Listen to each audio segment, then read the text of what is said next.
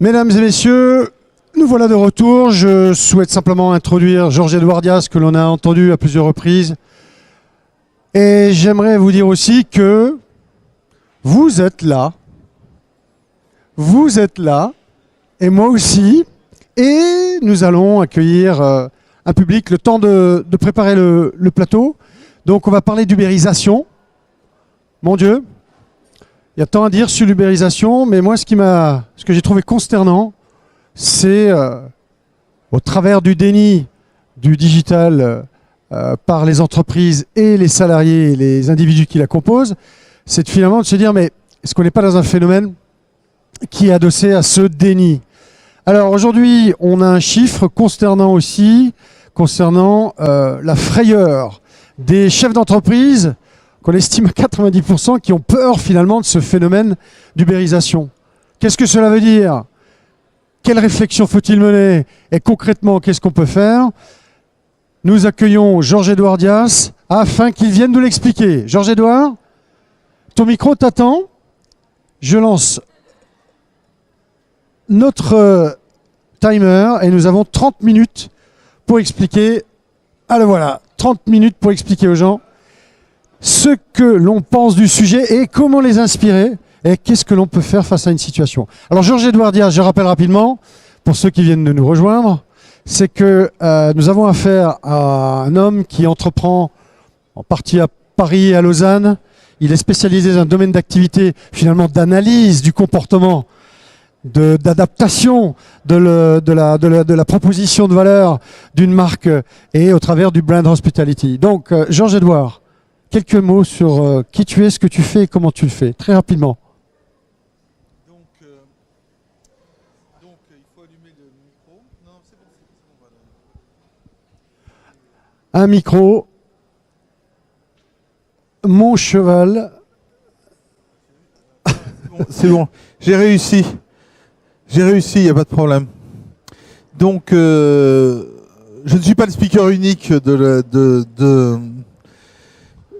Sirène, mais je suis Jorge Dias, donc je suis le fondateur d'une entreprise qui s'appelle Quantstream, et dont l'objectif est de réinventer la relation entre les entreprises et le client à partir du client.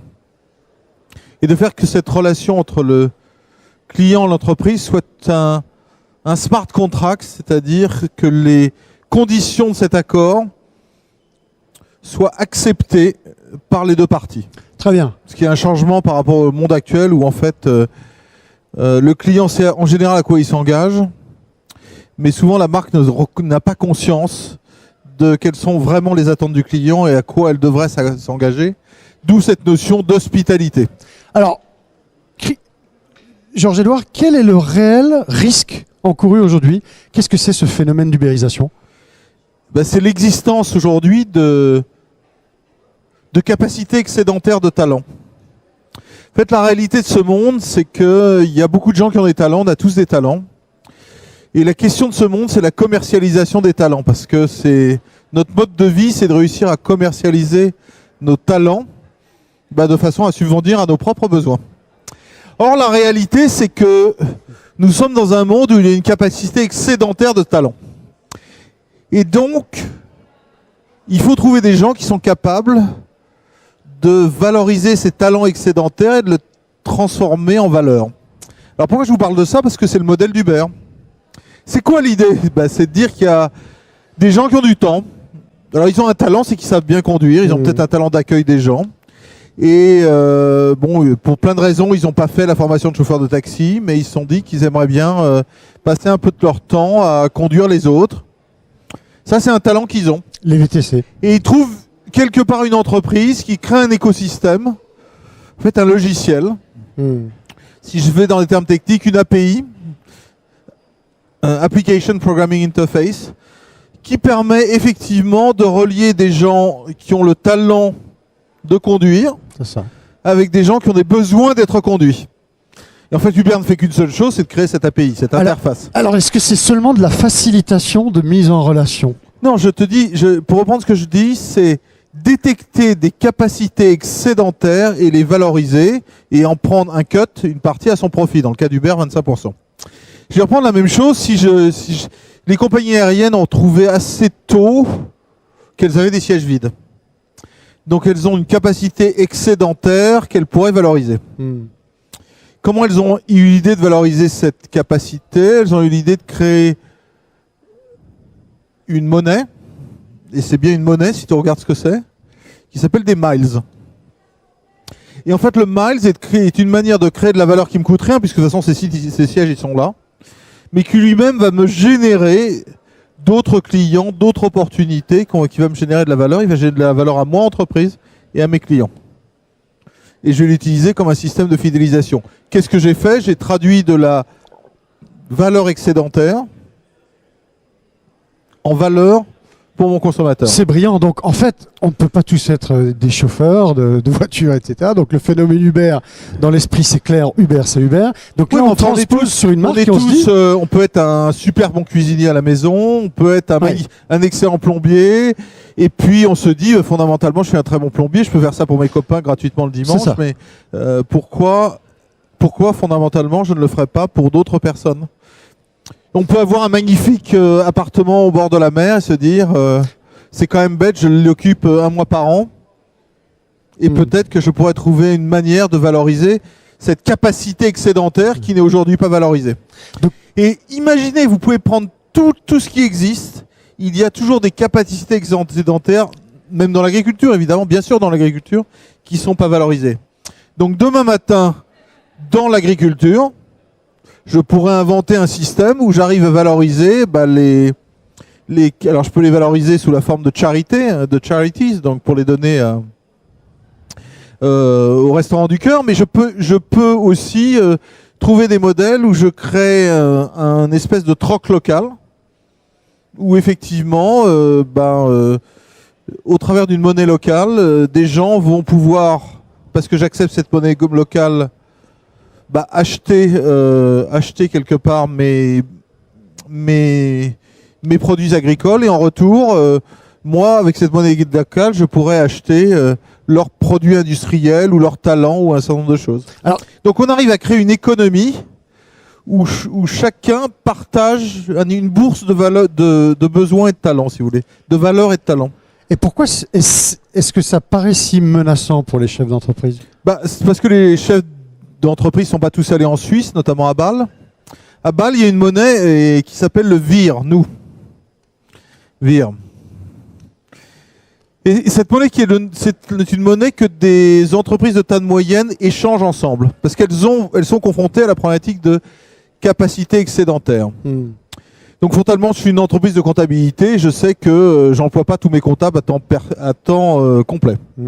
De l'autre côté, il y a une entreprise de peinture qui a des peintres et qui ne peut pas employer ses peintres à temps complet. Puis peut-être une entreprise qui fait des chaudrons ou de la chaudronnerie et qui se dit mais je pourrais utiliser, j'ai des capacités de chaudronnerie qui ne sont pas exploitées aujourd'hui, que je pourrais utiliser différemment. Parce que vous pouvez vous rencontrer en face à face. L'entreprise de chaudronnerie peut rencontrer l'entreprise de peinture. Mais il n'est pas peut-être que moi, en tant qu'entreprise de peinture, j'ai besoin du chaudron, mais que le chaudron n'a pas besoin de la peinture. Donc il faut quelque part qu'il y ait un intermédiaire qui fait que l'entreprise de peinture a besoin du chaudron, elle le paie en vire, et l'entreprise de chaudron, c'est que son vire, il peut l'utiliser pour payer l'entreprise de plomberie. Donc si on prend une industrie, j'ai ouï dire que certaines industries ont su en fait se fédérer de façon à ce que pour jouer cette variation de main-d'œuvre, c'est de pouvoir en fait utiliser intelligemment lié à une saisonnalité également de l'activité. Donc c'est du bon sens finalement. C'est-à-dire l'ubérisation, c'est pas vu comme une menace. L'ubérisation, c'est très simple. C'est la traduction de quelque chose qui a toujours existé en Afrique et ailleurs, qui s'appelle le troc. Voilà. C'est de dire, fondamentalement, c'est une digitalisation du troc. Parce que dans la réalité, c'est l'idée de j'ai un talent et il y a des gens qui en ont besoin. Il faut mettre en place une intermédiation. Et cette intermédiation, elle peut être faite à partir de monnaie existante ou elle peut être faite à partir de monnaie artificielle.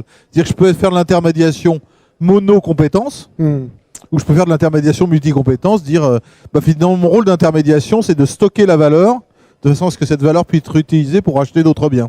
Bon. Et c'est l'idée de l'économie locale. Fondamentalement, il y a des... je parlais du VIR à Bâle. À Villeneuve-sur-Lot, il y a une monnaie locale qui est acceptée en paiement. Et en fait, qui pourrait permettre effectivement à l'économie locale de trouver ses propres valeurs, parce que du coup, il y a des gens qui trouveraient une manière de valoriser dans la monnaie locale leur talent, et qui, avec cette monnaie locale, pourraient acheter des choses dont ils ont besoin, sans que ça rentre dans un système économique qui est gouverné par un État et par un système financier. Donc, gros avantage, c'est que tout l'intérêt de ça, c'est de supprimer les intermédiaires. Parce qu'un des problématiques aujourd'hui dans un modèle économique, c'est que entre le consommateur et le producteur, et on peut parler de toute consommation et toute production, il y a ce qu'on appelle aujourd'hui des agents d'intermédiation, et plus la marge est importante, plus il y en a. Et plus ces gens viennent capter de la valeur. Je peux appeler que l'agent d'intermédiation peut être un distributeur. Et le distributeur peut apporter de la valeur ajoutée. Je le conçois tout à fait. Mais si vous regardez nos systèmes économiques, ils ont un manque d'efficacité parce qu'il y a beaucoup d'intermédiaires entre le consommateur et le producteur. Or, dans un monde digital, on peut effectivement réduire terriblement ces intermédiaires.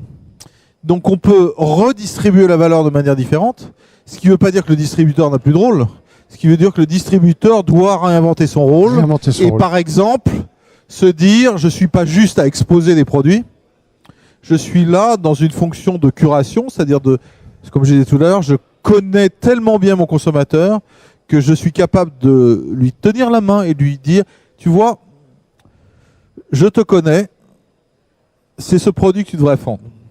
Et quand je raconte ça, c'est en fait ce qui existe en Inde depuis toujours.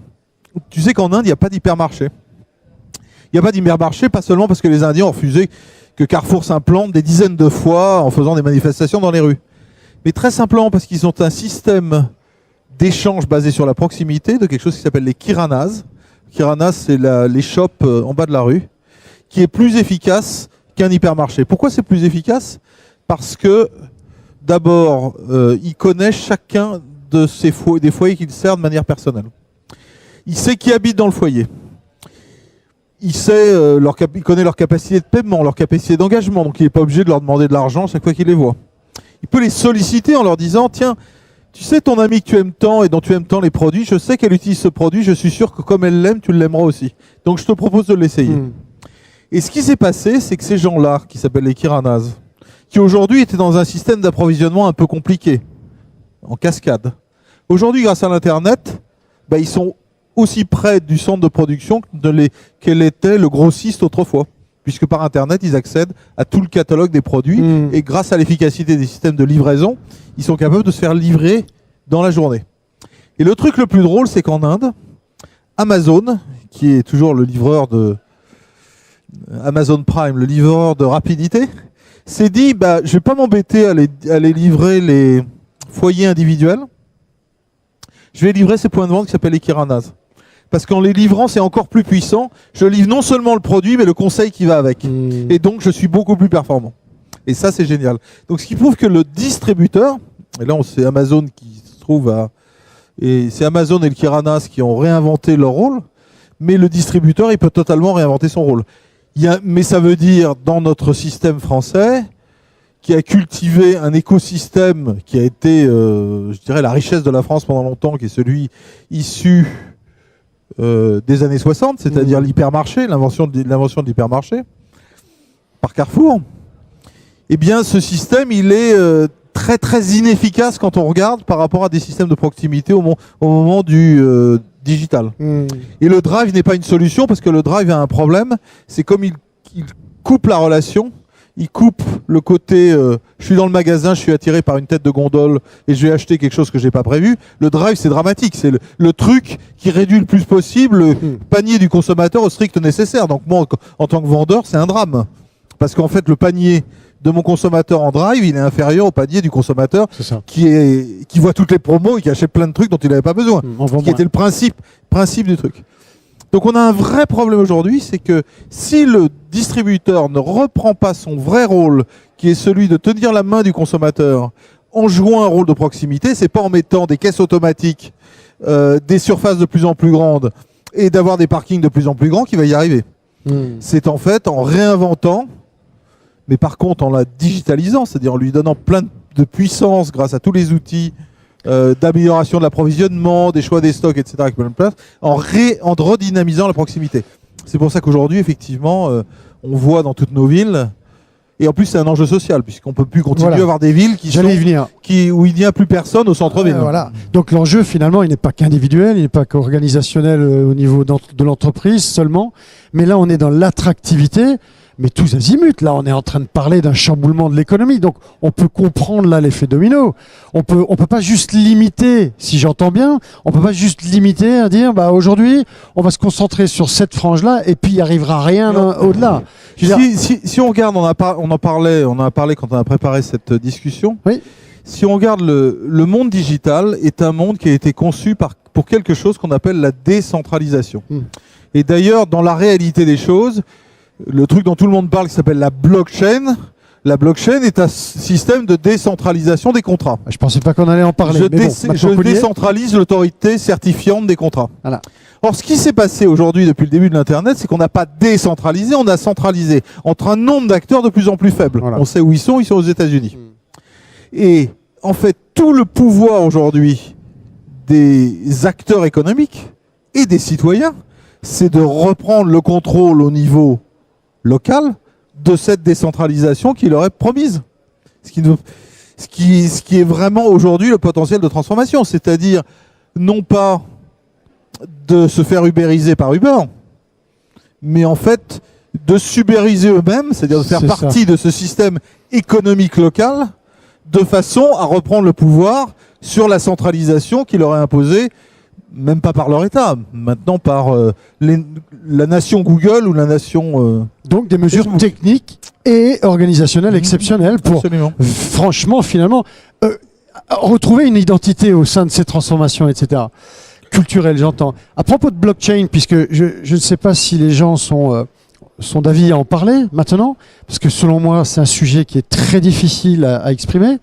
Est-ce qu'on peut adosser à au phénomène ubérisation, une libéralisation finalement de la valeur ou un meilleur retour sur la valeur grâce à la blockchain dans les industries ou dans des entreprises qui te viennent à l'idée, quelle qu'elle soit. Est-ce qu'on peut aujourd'hui penser que la blockchain va permettre d'accélérer ce phénomène d'ubérisation d'une manière ou d'une autre? En tout cas, le principe de la blockchain, c'est un principe qui permet de manière de décentraliser, d'authentifier des transactions. Et en authentifiant des transactions, de générer de la valeur. Puisque vous savez que, en fait, le principe, c'est que quand vous authentifiez un certain nombre de transactions, un bloc de transactions, qui sont chaînés avec le bloc de transactions précédent, c'est pour ça que ça s'appelle une blockchain, c'est une succession de blocs de transactions, qui sont authentifiés de manière, qui sont cryptés de manière, effectivement, où on ne peut pas transformer le contrat entre les parties, c'est-à-dire qu'on ne peut pas les modifier, on ne peut pas les pirater. Eh bien, ça est créateur de valeur, puisqu'il crée une énorme valeur qui est la confiance, qui est aussi matérialisée par des monnaies, puisque en général, ces blockchains sont basées sur les deux monnaies les plus répandues, qui sont soit le Bitcoin, soit une autre monnaie qu'on appelle l'Ethereum. Grosso modo, chaque fois que j'identifie un bloc de transaction, je touche 20 Bitcoins. Comme le cours du Bitcoin aujourd'hui est passé à 5000 €, donc vous faites le calcul. Est devenu, je dois l'ajouter entre parenthèses, Georges-Édouard, devenu depuis peu un moyen de paiement alternatif. C'est très important ça. Je veux dire, c'est logique, c'est logique parce que si je comprends bien ce qu'est le principe de la blockchain, la réalité de la blockchain et la monnaie qui est issue de la blockchain et en fait la matérialisation d'accords non biaisés passés entre individus ou entre individus et marques. Pas d'intermédiaire, voilà, effectivement. Donc c'est forcément créateur de valeur. Et voilà. Et donc il est un peu logique qu'effectivement cette valeur puisse bénéficier en partie à ceux qui contribuent au certificateur, mais aussi à l'utilisateur lui-même. C'est pas un peu lourd tout ça? C'est pas un peu difficile finalement? Non, c'est juste, encore une fois, tout à l'heure on parlait de troc, c'est juste la réinvention d'un modèle qui a toujours existé. Le problème, c'est que le modèle du troc a été perverti par l'argent. En fait, si vous allez dans les pays africains, un des gros problèmes, c'est que comme aujourd'hui pour les transactions, ils utilisent de la monnaie, et qu'en général, ils ne sont pas bancarisés, où est-ce qu'ils mettent cette monnaie? Dans leur matelas. Et quand ils mettent leur monnaie dans leur matelas, tout le monde sait qu'ils mettent leur monnaie dans leur matelas. Donc voilà, donc il y a le risque. Donc il y a un risque qui est énorme. Le gros avantage, l'idée était de dire, c'est pour ça qu'on a inventé les monnaies mobiles, de dire je vais dématérialiser cette monnaie. Et je vais rendre cette monnaie librement échangeable. Qui est-ce qui a eu l'idée de faire ça? C'est l'opérateur telco, qui a dit parce que une valeur que chacun partage, c'est les unités de télécommunication. Alors, pourquoi des unités de télécommunication? Parce que tout à l'heure on disait que Internet, la puissance de l'Internet, c'est de mettre en réseau des gens. Donc la télécommunication a une valeur. Le fait que moi je puisse être connecté à n'importe qui dans le monde, ça a une valeur. Donc c'est une valeur que je reconnais, qui est aussi forte que celle d'un étalon or, si tu veux. En tant qu'humain africain surtout, on est dans le monde du dialogue et du partage, la valeur de communication est énorme. Donc ils se sont dit, on va échanger des unités télécom. Moi j'achète des unités télécom et je vais voir ma bouchère, celle qui me vend le produit de sa chasse, et je lui dis, je te paye en unité télécom. Alors ça s'appelait M-Pesa, hein, pour être, il s'avait donné un nom de mode, je te paye en M-Pesa. Et moi je savais que je pouvais aller voir quelqu'un et lui aider pour sa récolte, et que je serais payé aussi en M-Pesa. Gros avantage du système, tout le monde en bénéficie, et surtout, il n'y a personne qui vient capter de la valeur à mon insu, puisque par définition, c'est un accord entre une communauté de gens qui est indépendant, qui est juste dépendant. Alors, il faut que cet accord soit garanti, donc il faut que l'accord soit fait, c'est-à-dire que je sois payé moi pour le travail que j'ai fait, et que toi je te paye pour les produits que j'achète. Donc il faut que quelque part il y ait un organisme de certification. Et c'est là où la blockchain est extrêmement forte, parce que la blockchain, elle permet cette certification sans faire appel à une autorité centrale. Parce que l'ensemble de la communauté va générer la blockchain. Garant, en fait, et il est logique que ceux qui vont réussir, qui vont certifier ces transactions, qui sont ni plus ni moins que, on pourrait dire que c'est les avocats, les avocats ou les greffiers ou les huissiers du futur, il est normal qu'eux-mêmes, qui retirent de la valeur de cette transaction. Donc on a un système qui est profondément logique, alors qui a été perverti, parce que vous allez me dire, si je vous parle de Bitcoin, vous allez me dire, ça me rappelle le Silk Road, donc c'était pour blanchir de l'argent, etc., etc. Mais dans la réalité, l'idée était de permettre à des gens de rééchanger entre eux sans avoir une taxe qui est prélevée par un gouvernement ou de la valeur qui est prélevée par un intermédiaire qui n'a pas lieu d'être. Donc, on est bien d'accord, il s'agit bien d'un protocole de décentralisation destiné finalement à qui? À des distributeurs de services et forcément qui utilisent de la crypto-monnaie. Bon, moi j'ai une question à te poser. Écoute, la première fois que je t'ai vu, je me suis dit je vais me garder de te demander ça, mais j'ai eu une discussion il y a une dizaine d'années de cela avec un type qui est dans les finances, un homme qui est dans les finances au Luxembourg. Et il m'a dit, est-ce que tu sais d'où vient la croix rouge du drapeau suisse? Et il a mené des recherches là-dessus avec un groupe d'étudiants. Est-ce que tu en as entendu parler de cette histoire? Oui, je te laisse répondre. En réalité, mesdames et messieurs, dans ce petit storytelling, moi j'étais sidéré. En fait, tout ça pour vous dire quoi? À l'époque, les Templiers, quand ils se déplaçaient, ils avaient leur bourse et ils se faisaient détrousser. Donc, ils avaient mis au point un système bancaire ou je ne sais pas, de portefeuille. Ça date, hein. Et lorsqu'ils arrivaient en fait en Suisse, à ce moment-là, ils arrivaient en face d'interlocuteurs et ils pouvaient en fait, grâce à un petit code, une espèce de code d'entre eux, pas un code bancaire on entend, mais un code, ils pouvaient dire mais quelles étaient les valeurs qu'ils avaient en fait laissées derrière eux. Et moyennant ce code, ils pouvaient en fait avoir de la monnaie pour ensuite continuer à vivre et faire un petit bout de chemin. Donc c'est pour dire quoi finalement? Bon, sachant que n'oublions pas que la Suisse historiquement a toujours été un pays neutre. Ouais. Que celui qui est neutre, celui qui est neutre, c'est celui qui peut intervenir dans les conflits. Et notamment, je vous rappelle que si je fais l'inverse du drapeau suisse, ça fait le drapeau de. Ah, bonne question. De la Croix-Rouge. De la Croix-Rouge. Bien vu. Et donc effectivement, tu vois le positif-négatif, ouais, qui était de dire, très simplement, nous sommes ceux qui interviennent pour assurer que même pendant le combat entre des ennemis, la vie et l'humain est respecté. Donc, dernier mot de l'histoire, nous arrivons vers la... Je préfère cette histoire que cette histoire d'argent. Mais vous savez, l'argent, ça attire toujours l'attention un petit peu plus. Bon, rapidement, on s'accorde à dire que finalement, les choses ne font que se répéter, il n'y a que le décor qui change. Donc, si on devait donner un dernier mot à cette idée de mais comment est-ce que je peux transformer mon organisation? Par quoi je commence? Par où je commence? Ma proposition de valeur, mon identité digitale, mon logiciel obsolète. Mais qu'est-ce qui va donner du sens à ma business solution, si ce n'est par la proposition de valeur? Donc l'attractivité, est-ce que c'est un bon pari, l'attractivité, oui ou non? Moi, j'aime mieux la flexibilité, c'est-à-dire que la capacité en temps réel d'être capable d'adapter son offre, je dis bien son offre à la demande, et donc de rentrer effectivement dans un système où probablement on a inventé une nouvelle flexibilité du travail, une nouvelle flexibilité de la production, et où on est capable de bénéficier à plein de ce qui est la force de ce qu'on appelle les Uber, de ce qu'on appelle l'effet réseau, c'est-à-dire de dire aujourd'hui j'ai des capacités qui sont disponibles que je peux immédiatement activer partout. Parce que la grande force, si vous voulez, la grande force d'Uber, c'est d'avoir ça, c'est-à-dire qu'à chaque moment, à chaque instant, dès qu'il y a une demande, je peux activer une réponse, une capacité.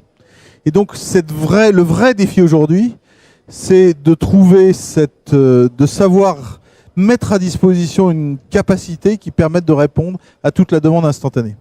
Je vais raconter un truc qui m'a beaucoup amusé, qui était... On a encore 3 minutes, pas de problème. Qui était simplement... vous savez que moi je vois avec beaucoup de tristesse se développer la caisse automatique dans les hypermarchés, qui est quelque chose que je combats ardemment. Je combats pas ardemment parce que je suis un militant de la défense de l'emploi. Je combats ardemment parce que mon expérience là encore d'utilisateur dans mon parcours client et que chaque fois que j'ai dans une caisse automatique, en général, le système se bloque, il faut faire appel à quelqu'un et je passe plus de temps dans les caisses automatiques que si j'avais eu une opératrice. Et en plus, j'ai même pas le sourire, le remerciement, pas bonjour. Donc je suis avec une machine et franchement, c'est quelque chose qui ne me plaît pas. La réponse est toujours la même, mais nous avons fondamentalement des problèmes d'ajustement de la capacité, c'est-à-dire du nombre d'hôtesses en caisse par rapport à l'affluence.